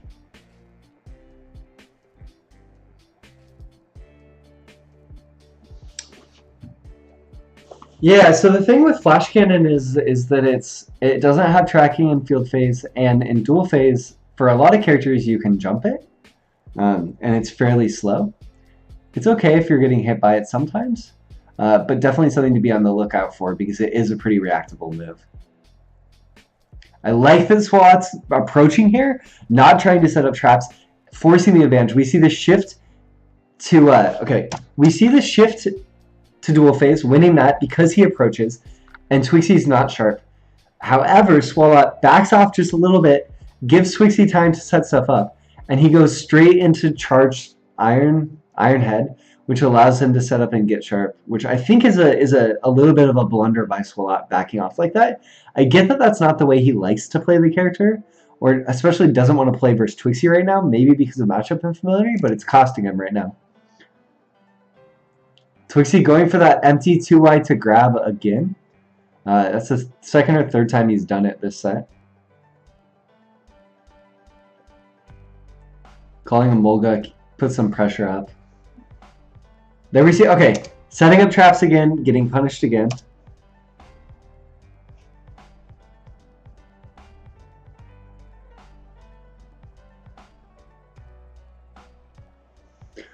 And in dual phase, as Decidueye Sonic Heroes fan, you can also, you'll be able to jump it and go into flight stance as Decidueye, and then 6R forward and JY to punish most likely.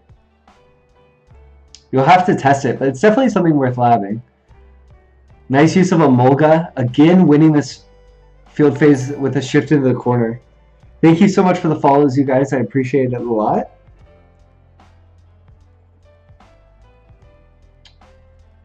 Swallow able to keep this pressure up. Backs off though. This is going to give Twixie time to get sharp, as we see right here. Not actually opting for it. Goes to the Flash Cannon, which Swallow gets a small punish on.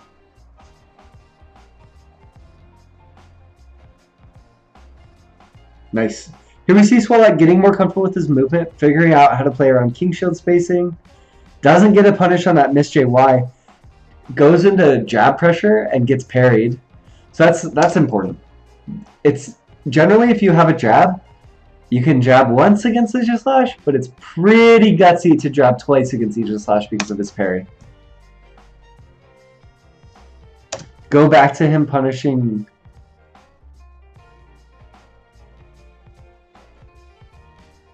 Okay, let me go back. Am I back far enough? I think I'm back far enough. So Aegis in the chat wanted me to look at him autopiloting away from a punish with Giga Drain. So it's going to happen here. So right here, Thinkswallat has the punish with Giga Drain on King Shield. Thinkswallat is going to give up this punish though. He had that punish, but autopilots out of it. So that's a way that we can see this matchup developing in the future, where Thinkswallat can use his traps to bait out a King Shield and then punish it.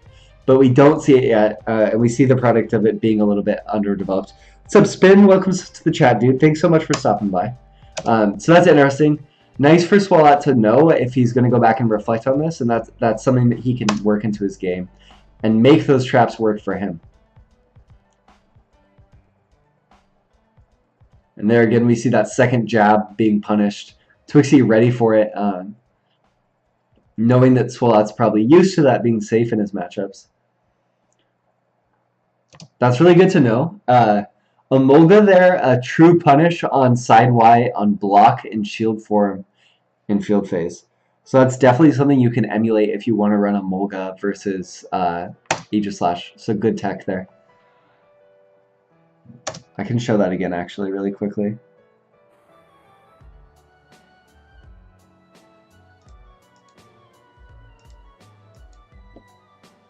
So after the shift, we watch Thinkswallat doing a good job of being patient, and then gets this true punish with Emolga.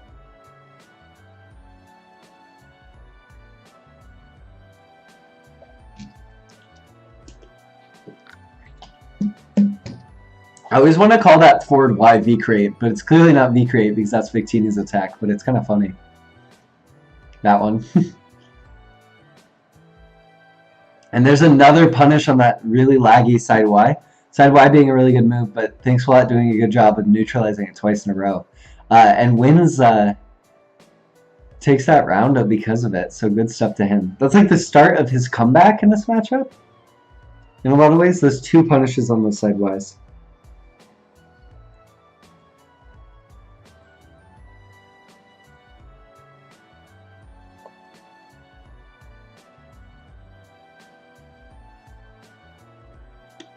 Into Emolga again, kind of wasting it.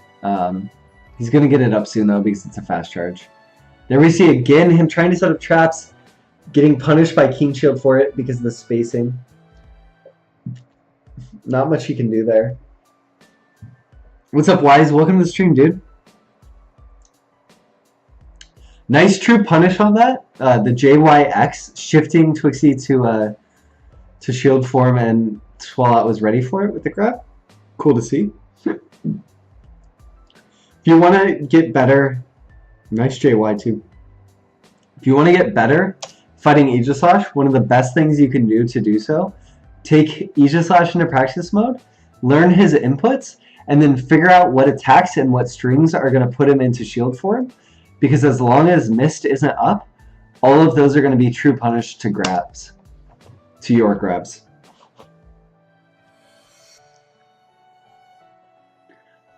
Sharp 4Y, just so strong there. Catching Swallout jumping and then getting caught with his burst.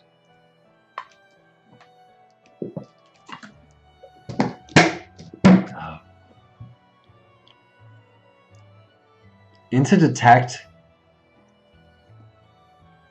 Calling Emolga again? It's frustrating for me because we saw Thinkswallat get so much out of using Emolga on reaction in this matchup, so it sucks to see it kind of wasted there, but clearly feeling pressured, and who can blame him?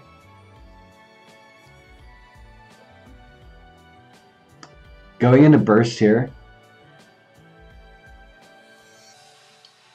Nice. I like that. Not overcommitting.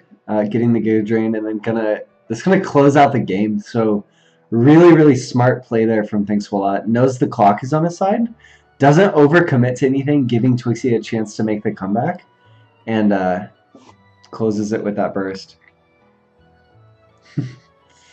See that joy on Thanks a Lot's face. I love it.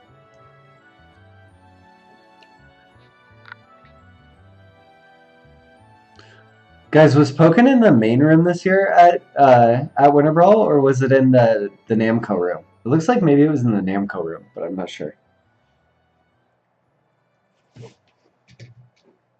Anyone in the chat who was there, let me know.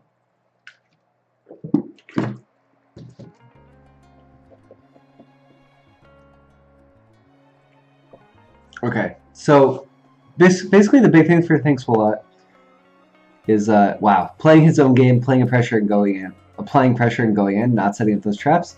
See his game plan and field phase shifting. And we see that happening. Kind of autopiloting the CA there and getting punished for it. Mix-ups on mix-ups.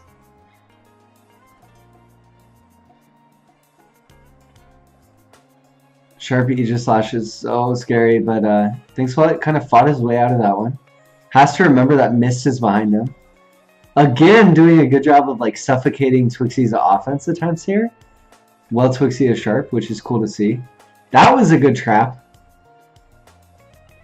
Gets the Giga Drain. Swallow looks so strong right here. It looks like he's completely taken back control of the match. Thanks in part to his aggression. So we'll see what Twixie can do to answer back to that aggression. We talked about so much how Swallow needs to approach and dictate the pace of the match if he wants to win. Now we see him going into... Okay, that was important. So now we see Swallow had been punished by misspaced King Shields a lot. So he gets this idea. Okay, I'm getting punished for setting up traps because Twixie keeps King Shielding. I'm going to punish it with a Molga. So he sets up this Razor Leaf, gets the pressure going, baits out the King Shield he wanted. He wanted to do this. He's going to call on Molga to punish. Goes for it. Twixie's ready for it, and Ghost dashes through the Emolga and goes into Sharp. So not a reliable way to counterplay in this matchup, and kind of a bummer for Sceptile, but really good tech for Aegis Slash players. Again into King Shield, that's free, no reason to not do it. Gets another attack buff. It's great for Twixie. Adding those stacks.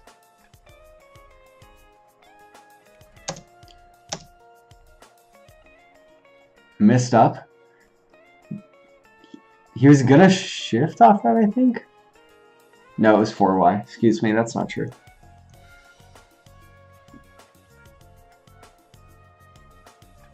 Setting up Razor Leaf again.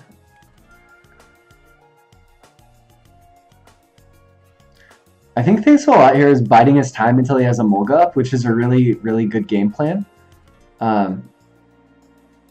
That was probably a punish opportunity. I don't know if he's waiting to maybe try to punish side Y or what he's looking for here. But doesn't want to force anything to happen. Right now they're about tied, so no reason. Twixie sitting on Burst. Spaced that Leaf Blade really nicely. He calls the Molga for some chip and just to keep his pressure up. Twixie bursts with 5 seconds left. Goes into shield form so he can get the ranged burst and apply chip. It doesn't chip a ton. That's good to know. That's really low chip for a burst attack. Ah, the Fury Cutter! So catches Thanks a Lot with that rogue enhanced Fury Cutter at the end and closes it out because of that. Man, that was Thanks a Lot's round 100% and just got it stolen right out of his breath. But had played it really smart. It's really nice to know that you can... you don't have to be too afraid of chip from shield form burst attack.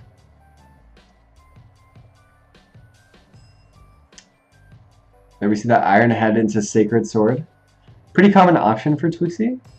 Mixing it up there though, going to Flash Cannon for the counter pierce. Gets caught by the detect. Swat not converting in a hugely meaningful way. Clanking JYs, I like it. Iron Head into Flash Cannon again. Swallow just uses it to set up, and I love that Giga Drain. So Swallow was, lost a round to this earlier, but had a Giga Drain punish ready for it this time. This is just like a really smart reaction. So this is the next right here.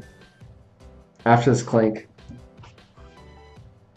I guess I'm used to so There's that Giga Drain I love. Mutator, I guess I'm used to Suicune chip, burst chip damage by comparison. But you're right, it is pretty good. But it's not like it's huge chip damage or anything.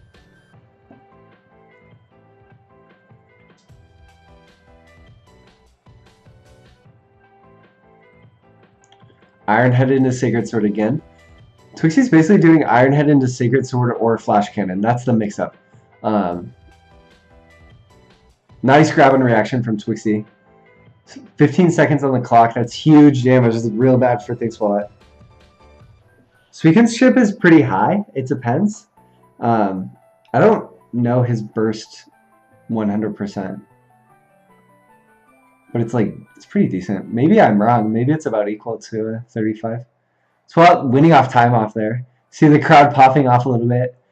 Twixie kind of shaking his head. So we're going to a match point still for Twixie and a match point in game 1 for Thanks a Lot. So he needs this in a huge way. Thus far, he's won every single game as Sceptile in the reset, which is kind of painful. You kind of wonder what how it would have gone had he gone Sceptile from the start, but it's really like a learning opportunity that's going to make things a lot better in the long run, I think. I don't think he should feel bad about this at all. Nice Leaf Blade. See, I love that. That's the range he wants to play at in this matchup, I think. There's not a ton that Aegislash can do at that range to him in field phase. He can react to so much stuff. Sharp JY, so scary. Twixie just opting for a grab mix-up there. Strong and nice damage. Twixie likes his grabs, for sure. Great throw break from Twixie, and that's a really risky grab from Thanks a Lot. Probably didn't need to force it there, but did.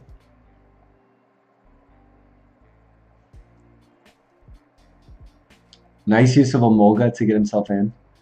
Not able to shift, which he would have loved. There we see a potential punish opportunity on Flash Cannon, not getting it. Caught by the side Y. Can't be getting hit by those. It's going to hurt a lot. I think we're going to see less of those in the future. As players get better at playing around it. That hurts when your armored attack gets stuffed out, but Leaf Blade, that's like notorious for that. Goes for a grab, and Twixie ready with the Iron Head for big damage. And the Fury Cutter to close it out. So Twixie winning the tournament with Aegislash, with Chandelure, and establishing himself as one of the premier Aegislash players in the world. Twixie pretty happy about it. Not done enjoying that song. Good stuff to Thanks a Lot. We see Jiggler Jogger coming up to give Thanks a Lot a pat on the back there. I guess I'll leave this playing in the background. But yeah, that was Winter Brawl. I'd be curious to hear if you guys have any final thoughts. And oh man, I need to open my Streamlabs so this actually updates. I feel bad for all the people who have been following. I'm not getting my updates.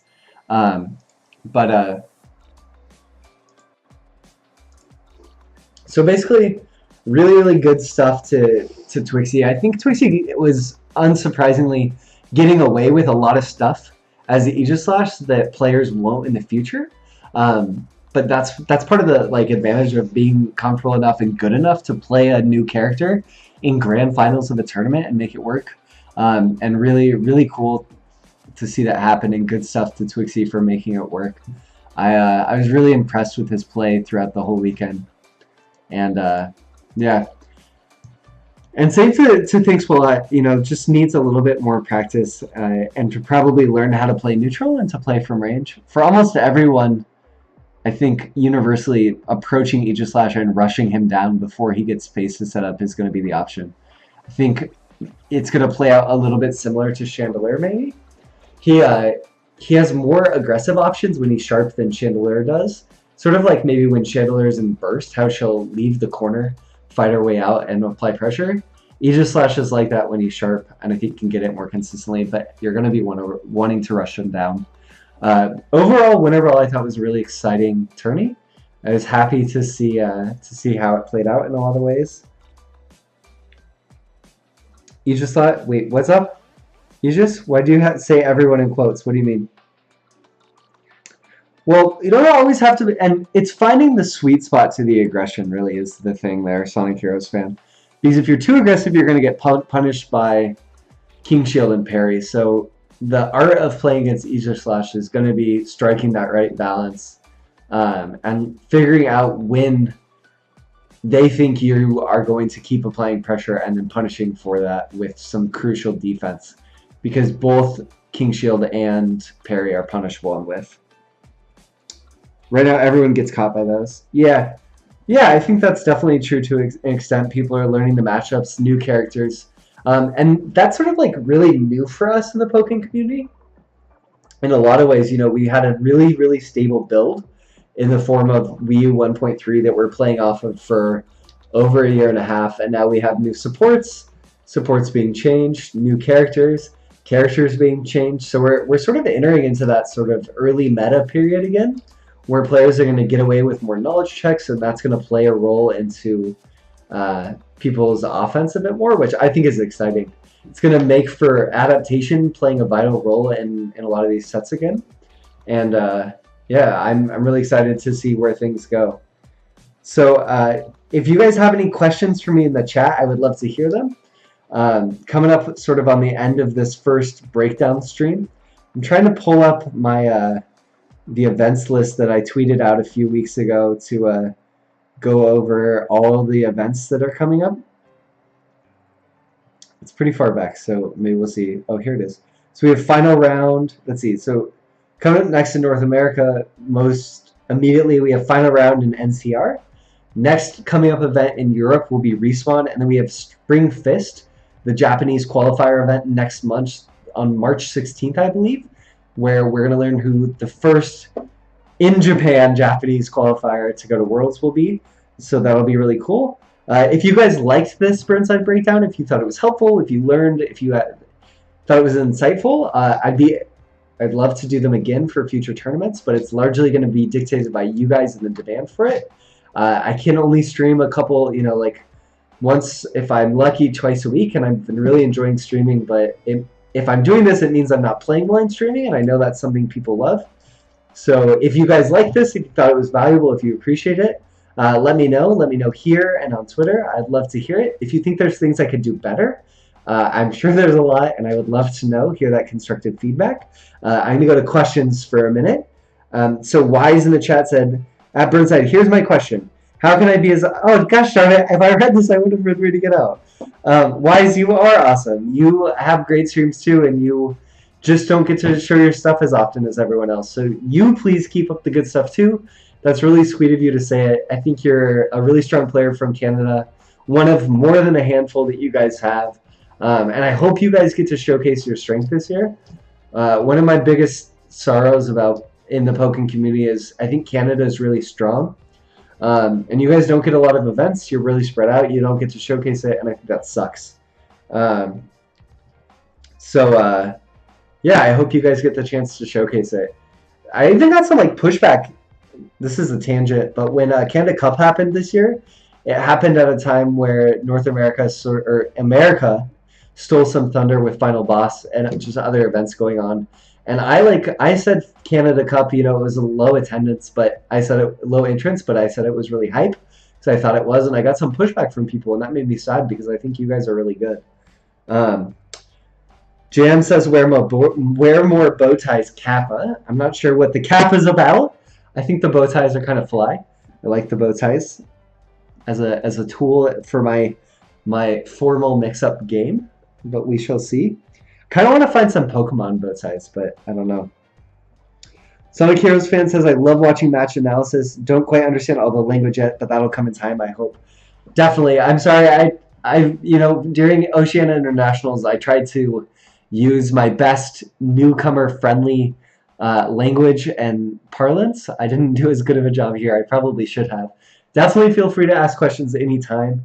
Let me know and let us know what sort of areas you feel like what areas do you feel like are the hardest knowledge-wise that it's tough to follow and understand? Is it notation and stuff? My Cabbage is in chat saying try Etsy. I did find a lot of cool bow ties on Etsy. Pokemon bow ties that I'm looking at. Um, the only problem is I don't know if I can wear them on TPCI streams, but maybe for a grassroots stream, that would be possible. Maverick says it was good to hear feedback on my matches. I really appreciate that, dude. I hope it was helpful and maybe insightful. And Slipping Bug says I would do match analysis, but I feel like I have no clue what influences certain decisions. Slip, that's you're hilarious. I love you. That's calling the world out for making random decisions. I think sometimes I feel like I don't know why people make decisions, but I don't think that people always know why people make decisions. So I think my focus for these match analysis will be trying to find reasons why people are making certain decisions to get a little bit better insight to who they are as players. Slip saying it's hard for me to analyze other people. I think that plays into too. Sometimes we don't always at the toppest of top level play. Sometimes players don't even know why they're doing certain things. It's having that quality and that muscle memory to carry you through. But I don't know. Autopilot too is, I think people use autopilot as a term a lot. And I don't have a problem with that term, but I do think sometimes another way to talk about autopilot is just instincts. And analyzing instincts is fun because we all have our tendencies. But yeah, I'll give people a little bit more for questions, and if not, I'm going to end the stream. This was a lot of fun. To my subscribers in the chat, Jam, SPN, Aegis, and Sonic Heroes, I'm really sorry we don't have the emotes yet. I learned recently. I hope you guys like them. I know you saw them. You saw them on Twitter. I hope. If not, definitely go check them out. And thank you to everyone who's subbed or followed. Hopefully, we'll have the emotes soon. I learned recently that I want nothing to do with this Twitch affiliate life and need partnership because Mins told me it can take up to 3 weeks to get emotes approved, which like blew my mind. I'm really hoping it doesn't take that long for mine and that we have them by next week's stream. Tuesday nights seem to be working as a good time to stream. I'm having fun. People are tuning in. As long as you guys are having fun, I'll probably keep doing them. But yeah, if anyone has any questions, let me know. Mutator says, I don't have habits. Every decision I've ever made in Pokken ever has come from me calmly and collectively assessing the situation, picking the optimal response. A true clone. Only a cloned Mutator could achieve such heights. I know that was a capo, but pretty funny. Okay, guys. Thank you so much to everyone who tuned in to this Burnside Breakdown #1. I'm going to put this on my YouTube channel, as I've been doing with all of my recent streams. I haven't put as much love into it as I should, but there's stuff there. I've uploaded a few sets. If you're curious about Suicune, and there should be a little Decidueye play on there too, maybe. Thank you to everyone who tuned in. Definitely give me some feedback on Twitter if you would so like. And I hope all of you have an excellent, excellent night. This has been a blast. Thank you so much, you guys. Take care.